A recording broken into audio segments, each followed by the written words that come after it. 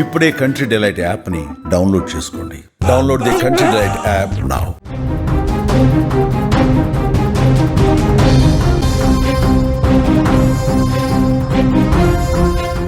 ఆకాశంలో జరిగే అద్భుతాలు ఎప్పుడు ఆసక్తిగా ఆశ్చర్యంగా ఉంటాయి. ఖగోళ శాస్త్రంలో వింతలు విశేషాలను తెలుసుకునేందుకు ప్రజలు క్యూరియాసిటీతో ఉంటారు. గ్రహణాల గురించి తెలుసుకునేందుకు ముందు వరుసలో ఉంటారు. ఇటీవల మనం ఒక చంద్రగ్రహణం చూసాం. దాని గురించి చర్చ ఇంకా ముగియక ముందే ఇప్పుడు మరో గ్రహణం రాబోతుంది. అదే ఈ ఏడాది చివరి సూర్యగ్రహణం కూడా.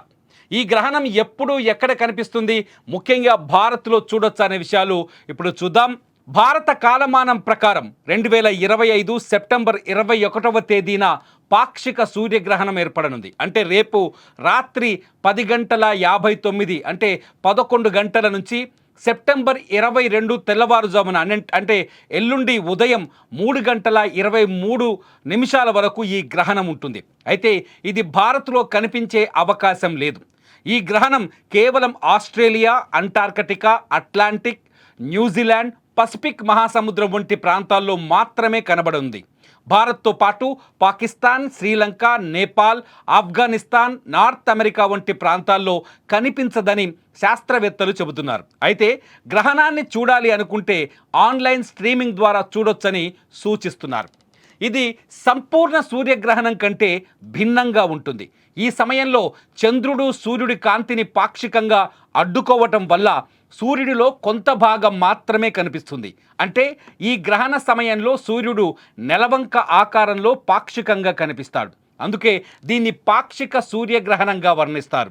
ఈ గ్రహణం ఎక్కువ శాతం సముద్ర ప్రాంతాల్లో సంభవించనుండటం వల్ల సముద్రంలో అల్లకల్లోలం ఏర్పడే అవకాశాలు ఉన్నాయని అంచనా వేస్తున్నారు. కాబట్టి తీర ప్రాంతాల్లో ప్రజలు జాగ్రత్తలు పాటిస్తూ అప్రమత్తంగా ఉండటం మంచిదని నిపుణులు సూచిస్తున్నారు. ఈ సూర్యగ్రహణం హిందూ క్యాలెండర్ ప్రకారం పితృపక్షం చివరి రోజున వస్తోంది. ఈ పక్షంలో మనం మన పూర్వీకులకు శ్రద్ధాకర్మలు చేస్తాం. ఈ గ్రహణం భారత్లో కనిపించదు కాబట్టి ఎటువంటి సూతక కాలం పాటించాల్సిన అవసరం లేదు. సూతక కాలం అనేది హిందూ మతంలో గ్రహణం సమయంలో పాటించే ఒక ఆచార సమయం. ఇది గ్రహణం మొదలవడానికి కొంత సమయం ముందు ప్రారంభమవుతుంది. ఈ కాలంలో కొన్ని పనులు నిషేధిస్తారు. ఈ గ్రహణం రోజున ఎటువంటి పూజలు, సంప్రదాయ కట్టుబాట్లు పాటించాల్సిన అవసరం లేదని పండితులు సూచిస్తున్నారు.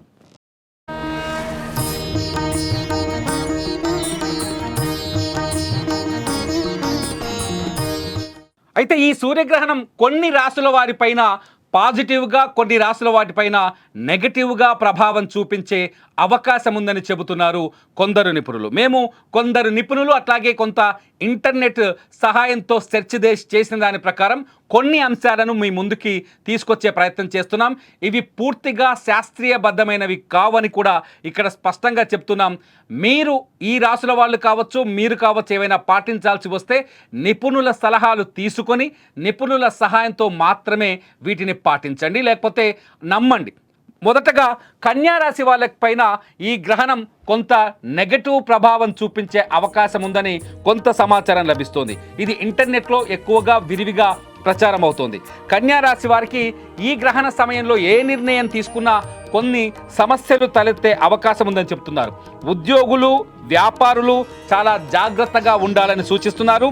ఆర్థిక విషయాల్లో అప్రమత్తంగా ఉండాలని సలహా ఇస్తున్నారు. అంతేకాదు కొందరు ఈ గ్రహణ సమయంలో జాగ్రత్తలు పాటించకపోతే ఆరోగ్య సమస్యలు కూడా ఎదుర్కొనే అవకాశం ఉందని కన్యా రాశి వారికి కొందరు శాస్త్రవేత్తలు లేకపోతే నిపుణులు, జ్యోతిష్య పండితులు సూచిస్తున్న సలహాలు. ఇకపోతే మిథున రాశి వారికి కూడా ఈ గ్రహణ సమయం కొంత అనుకూలంగా లేదు, వ్యతిరేకంగా ఉందని చెప్తున్నారు.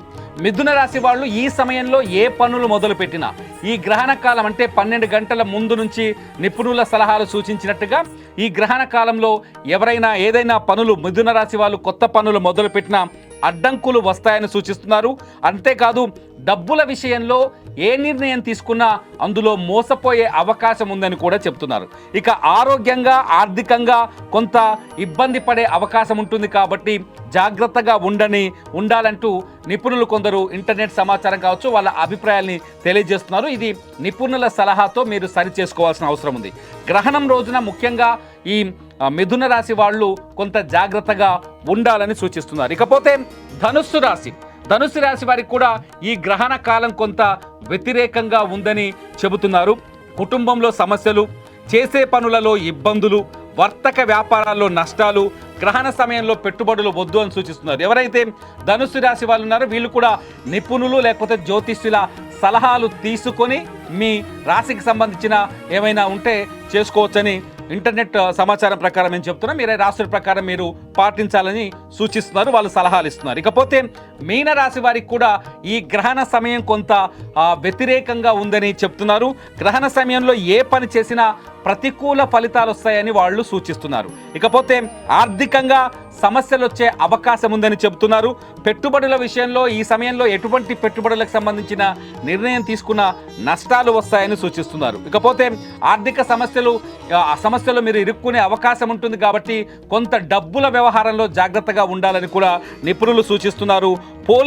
పోలీస్ కేసుల్లో కూడా చిక్కుకునే అవకాశం ఉందని చెప్తున్నారు. ముఖ్యంగా ఎవరెవరికైతే కన్యా రాశి, మిథున రాశి, ధనుస్సు రాశి, మీన రాశి వాళ్ళకి ఇప్పుడు రాబోయే రేపటి సూర్యగ్రహణం కొంత ప్రతికూల ఫలితాలనిచ్చే అవకాశం ఉందని నిపుణులు లేకపోతే జ్యోతిష్యులు సలహాలు ఇస్తున్నారు. ఇదంతా మేము ఇంటర్నెట్ ద్వారా సేకరించిన సమాచారాన్ని మీకు కొంత తెలియజేసే ప్రయత్నం చేస్తున్నాం. ఇకపోతే ఈ గ్రహణ సమయంలో కొన్ని రాశుల వారికి అనుకూల అవకాశాలు కూడా చాలా స్పష్టంగా కనిపిస్తున్నాయి. ఈ అనుకూల అవకాశాలున్న రాశులు 3 రాశులు కనిపిస్తున్నాయి. ఒకటి వృషభ రాశి, అట్లాగే సింహరాశి, అట్లాగే తులారాశి వాళ్ళకి ఈ సమయంలో అనుకూల ఫలితాలు ఉంటాయంటూ జ్యోతిష్యులు కావచ్చు, నిపుణులు కావచ్చు వాళ్ళ అభిప్రాయాన్ని వ్యక్తం చేస్తున్నారు. ముఖ్యంగా వృషభ రాశి వాళ్ళ దగ్గరికి వెళ్తే ఒకసారి వృషభ రాశి వాళ్ళకైతే చాలా అనుకూల పరిస్థితులు కనిపిస్తున్నాయి. ఆర్థికంగా లాభాలు పొందుతారు ఈ గ్రహణ సమయంలో ఏం చేసినా చెప్తున్నారు.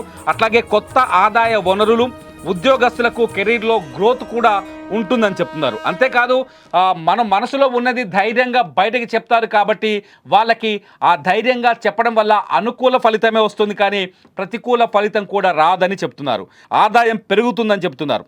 ఉద్యోగంలో ప్రమోషన్, వ్యాపారంలో మంచి గ్రోత్, లక్ష్మీదేవిని పూజించాలని కూడా ఇంటర్నెట్లో మాకు దొరికిన సమాచారం ప్రకారం మేము ఈ విషయాలు మీకు తెలియజేసే ప్రయత్నం చేస్తాం. ఇది వృషభ రాశి వారిది. ఇకపోతే సింహరాశి వాళ్ళకు కూడా ఈ గ్రహణ కాలం కొంత అనుకూలంగా ఉంది అని ఇంటర్నెట్లో దొరికిన సమాచారం కావచ్చు, లేకపోతే నిపుణులైన కొందరు పండితులు వాళ్ళ అభిప్రాయాన్ని వ్యక్తం చేస్తే వాళ్ళ అభిప్రాయాల నుంచి మేము సేకరించిన సమాచారం ప్రకారం విద్యార్థులు, సింహరాశికి సంబంధించిన విద్యార్థులు చదువుల్లో మంచి విజయాల్ని, ఫలితాల్ని సాధిస్తారు ఈ గ్రహణ సమయంలో ఏదైనా మొదలు పెడితే.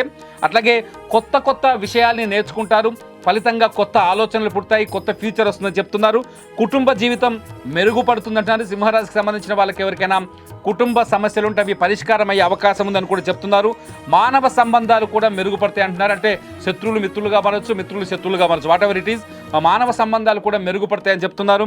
పెట్టుబడులలో లాభాలు, ఆర్థిక పరిస్థితిలో మెరుగు కనిపిస్తుంది, ఆర్థిక పరిస్థితి బాగా పెరుగుతుంది, పెట్టుబడుల్లో లాభాలు వస్తాయని సింహరాశి వారికి సూచిస్తున్నారు. ఇకపోతే తులారాశి వాళ్ళకి కూడా ఈ గ్రహణ సమయం, సూర్యగ్రహణ సమయం అనుకూలంగా ఉంటుందని సూచిస్తున్నారు. తులారాశి వాళ్ళకి వ్యాపారం విస్తరించి లాభాలు వస్తాయని చెప్తున్నారు. భాగస్వామ్య ఒప్పందం ఖరారవుతుంది. ఎవరితోటైనా పార్ట్నర్షిప్ డీడ్ చేస్తే అది కూడా ఫైనల్ అవుతుందని చెప్తున్నారు. కొత్త వాహనాలు కొనుగోలు చేస్తారట, విదేశాలకు వెళ్ళే అవకాశం ఉందట, పూర్వీకుల వల్ల వచ్చే ఆస్తితో మంచి లాభాలు వస్తాయట, ఇంట్లో సంతోషం వెల్లువిరుస్తుందట, అవివాహితులకి, పెళ్లి కాని వాళ్ళకి పెళ్లి సంబంధాలు కూడా కుదురుతాయని చెప్తున్నారు. మొత్తానికి రేపు రాబోయే సూర్యగ్రహణం ప్రకారం పండితులు, జ్యోతిష్యులు కొన్ని అభిప్రాయాల్ని ఇంటర్నెట్లో కానీ సోషల్ మీడియాలో కానీ వాళ్ళు పంచుకున్నారు. వాళ్ళ అభిప్రాయాల్ని క్రోడీకరించి మేము సేకరించిన కొంత సమాచారాన్ని మీ ముందుకు తీసుకొచ్చే ప్రయత్నం చేశాం. ఈ సమాచారాన్ని మీరు నిపుణుల సలహాల మేరకే పాటించండి. నిపుణులతో మాట్లాడిన తర్వాతే నిర్ణయం తీసుకోండి. ఇది కేవలం మీకు సమాచారం కోసం మాత్రమే అందిస్తున్న సమాచారం కాబట్టి ఎవరైనా సరే, ఏదేమైనా సరే సూర్యగ్రహణ ప్రభావం మాత్రం ఒక 4 రాశుల వారికి వ్యతిరేకంగా ఉందని చెప్తున్నారు. ఇంకొక 3 రాశుల వాళ్ళకి అనుకూలంగా ఉందని చెప్తున్నారు. మిగిలిన రాశుల వారి సంగతి తెలియదు. మీరు నిపుణులైన జ్యోతిష్యులని కలిసి వాళ్ళతో మాట్లాడి నిర్ణయం తీసుకోవచ్చు. ఏదేమైనా సరే ఈ సైన్స్ ప్రకారం మాత్రం సెప్టెంబర్ 21వ తేదీ రాత్రి 10:59 నుంచి సెప్టెంబర్ 22వ తేదీ తెల్లవారుజామున 3:40 23 నిమిషాల వరకు ఈ సూర్యగ్రహణం కనిపించే అవకాశం ఉంది. ఇది పాక్షిక సూర్యగ్రహణం అని చెప్తున్నారు. ఆస్ట్రేలియా, న్యూజిలాండ్, అట్లాంటిక్ మహాసముద్రం అట్లాగే పసిఫిక్ మహాసముద్ర ప్రాంతాల్లో ఎక్కువగా ఈ సూర్యగ్రహణాన్ని వీక్షించే ఛాన్సెస్ కనిపిస్తున్నాయి.